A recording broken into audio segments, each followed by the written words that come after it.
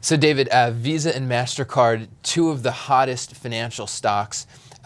If investors are out there looking at these longingly, which is your pick? Which is the better buy? If I had to buy one, so I'm not necessarily rushing out to buy it today, I would go with MasterCard. Well, wait. Let's start then with you start if I had to buy one. So why wouldn't you buy one? Let's go there. Well, you and I we're kind of value guys. We like stuff that people don't like necessarily. Right. And when I look at Visa and MasterCard, there is so much optimism around these two companies. Everyone looks at these companies and say they basically have a duopoly on the industry, which is true. Mm-hmm.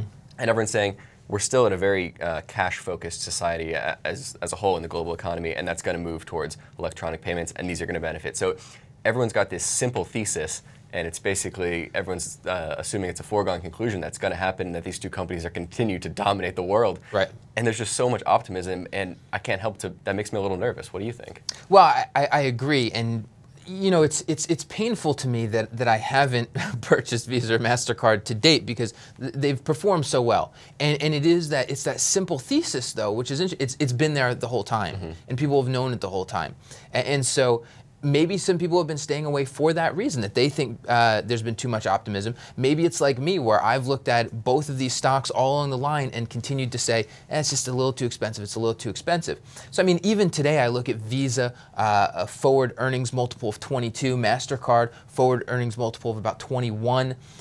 But the drivers are really still there. Here in the US, I was looking at some numbers, and about 27% of transactions in 2012 took place with cash. Mm-hmm. So that's not huge, but there's still room for growth there. But globally, one of our fellow fools, Jason Moser, was telling me this. It was from, he was saying it was from a MasterCard presentation, that 85% of transactions globally still take place with cash. I mean, when you think about the opportunity there for the leaders in this industry, it's huge. Mm-hmm.